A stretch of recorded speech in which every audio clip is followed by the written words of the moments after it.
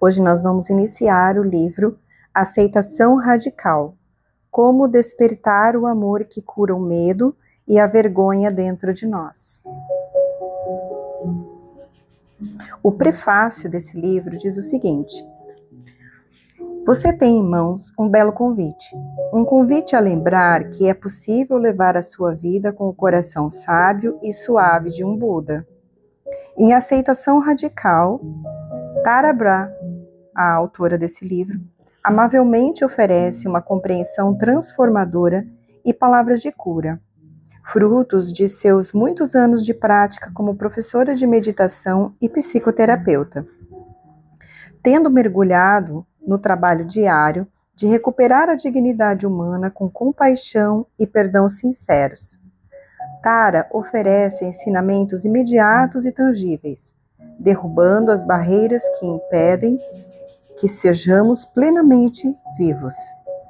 Em uma sociedade moderna, estressante e competitiva, que promove a indignidade, o autojulgamento e a perda do sagrado em tantas pessoas, os princípios da aceitação radical aqui expressos são essenciais para recuperar uma vida de alegria e liberação. Através de histórias saborosas e relatos de alunos e clientes de Tara, de sua própria jornada pessoal e de práticas claras e sistemáticas, a aceitação radical nos mostra formas sábias de nos cuidarmos, transformar nossas dores e recuperar nossa integridade. Acima de tudo, esse livro nos desperta novamente para a natureza de Buda, a felicidade e a liberdade fundamental, que são direitos de nascença de todo ser humano.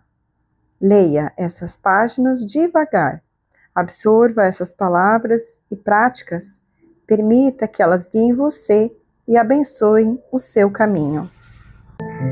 Esse não é um livro religioso e você pode se permitir ouvir essas páginas e alguns exercícios, talvez incorporá-los na sua rotina, se for esse seu desejo. Não tenha nenhum tipo de defesa, só porque você ouve às vezes ela falar de Buda, de meditação, mas ela traz muito da questão da espiritualidade no momento dessa aceitação, que é o que muito pouco hoje nós ouvimos realmente falar e utilizar a espiritualidade como uma forma de cura para a nossa vida. Boa leitura a todos. Ou melhor, boa audição a todos. Prólogo. Tem alguma coisa errada comigo. Quando eu estava na faculdade, fui passar um fim de semana fazendo trilha nas montanhas com uma sábia amiga de 22 anos, mas 22 anos mais velha que eu. Depois que montamos nossa barraca, nos sentamos à beira de um riacho e ficamos observando a água rodopiar em torno das rochas, enquanto conversávamos sobre a vida. A certa altura, ela me contou como estava aprendendo a ser sua melhor amiga. Senti uma tristeza enorme me invadir e comecei a chorar. Eu estava longe de ser minha melhor amiga. Vivia perseguida por um juiz interno que era impiedoso, implacável, implicante e compulsivo, sempre alerta, ainda que muitas vezes invisível. Eu sabia que jamais trataria uma amiga do jeito que tratava a mim mesma, sem compaixão ou gentileza. A ideia por trás de tudo isso era de que havia alguma coisa fundamentalmente errada comigo, e eu tentava de tudo para controlar e corrigir o que me parecia um eu falho. Exigia de mim mesma um desempenho excelente na faculdade, era uma ativista política fervorosa e tinha uma vida social intensa. O vício em comida e a obsessão por realizações eram meios de evitar a dor, mas só a aumentavam.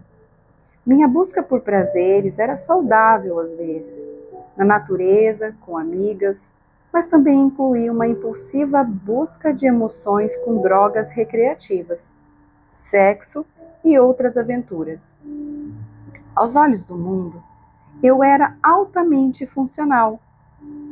Por dentro, eu era ansiosa, compulsiva e muitas vezes ficava deprimida. Não me sentia em paz em nenhuma área da minha vida. Esse mal-estar vinha acompanhado por uma profunda solidão. No início da adolescência, às vezes, eu imaginava que vivia dentro de uma esfera transparente, que me separava das pessoas e da vida à minha volta.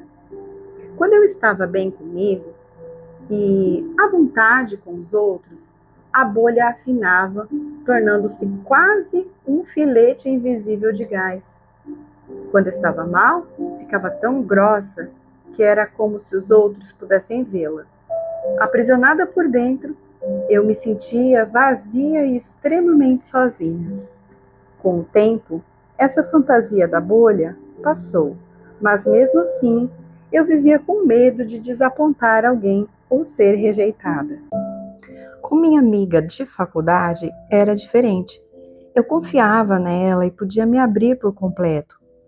Nos 2 dias seguintes de trilha pelo alto das montanhas, comecei a perceber, conversando com ela ou sentada em silêncio, que aquela sensação de profunda deficiência pessoal estava por trás de toda a minha depressão, toda a solidão, todas as oscilações de humor e todos os comportamentos compulsivos. Era a primeira vez que eu via claramente o núcleo do sofrimento que revisitaria repetidas vezes ao longo da vida. Intuitivamente, eu sabia que, apesar de fazer com que me sentisse exposta e dolorida, enfrentar aquela dor era um caminho de cura. No domingo à noite, ao descermos de carro das montanhas, meu coração estava mais leve, embora ainda dolorido. Eu ansiava por ser mais gentil comigo mesma.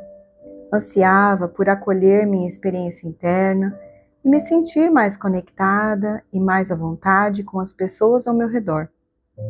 Quando, alguns anos depois, esses anseios me levaram ao caminho budista, encontrei ali os ensinamentos e práticas que me permitiram encarar aquela sensação de indignidade e insegurança.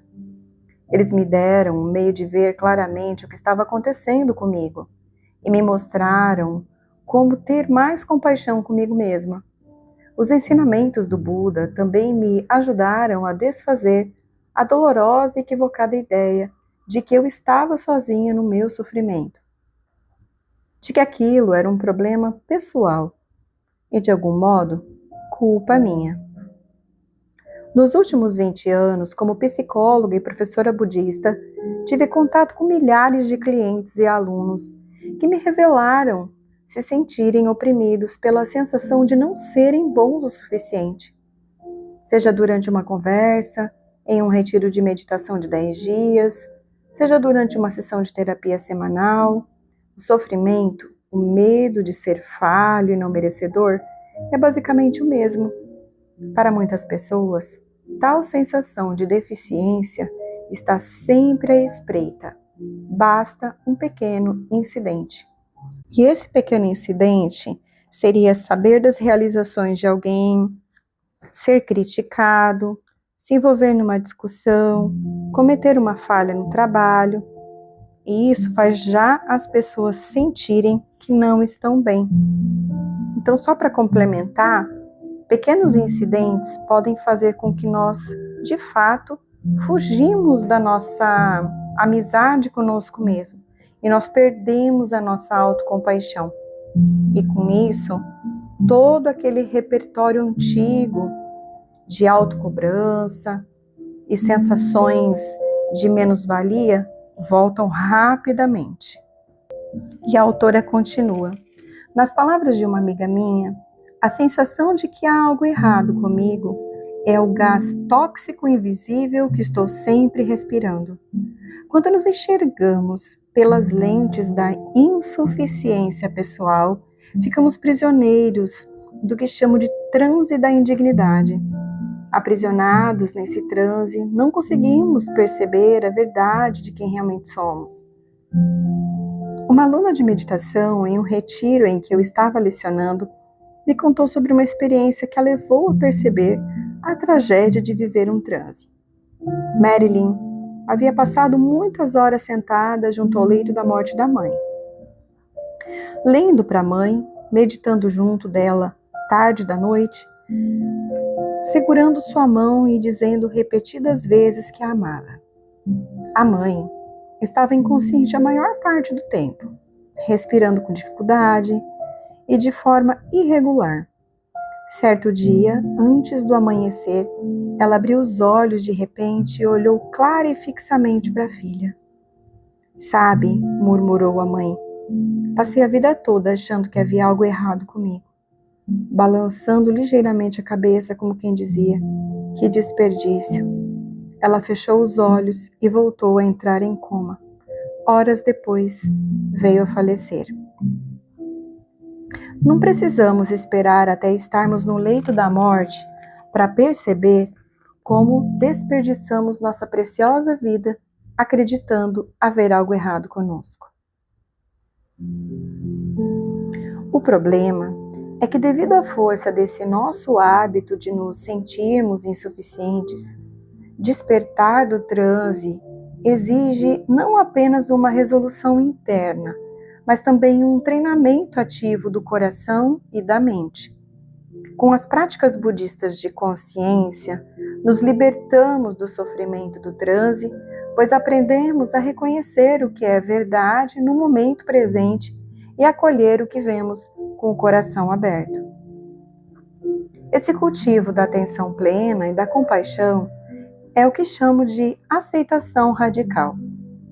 A aceitação radical inverte os nossos hábitos de viver em guerra com experiências desconhecidas, assustadoras ou intensas. É o antídoto necessário a anos de autonegligência, anos de julgamento e tratamento rude, anos rejeitando a experiência do momento presente. A aceitação radical é a disposição de experimentar a nós mesmos e a vida como ela é. Um momento de aceitação radical é um momento de liberdade genuína. O mestre da meditação indiana do século XX, Sri Nisargadatta, nos encoraja a tomar esse caminho de liberdade e de todo o coração. Tudo que peço a vocês, diz ele, torne perfeito o amor por você mesmo. Para Marilyn, as últimas palavras da mãe agonizante a despertaram para essa possibilidade. Foi o prazer de despedida dela, foi o presente de despedida dela, contou Marilyn. Percebi que eu não precisava perder minha vida como ela havia perdido. Movida pelo amor, o amor por minha mãe e pela vida, resolvi viver com mais aceitação e gentileza. Todos nós podemos escolher fazer o mesmo.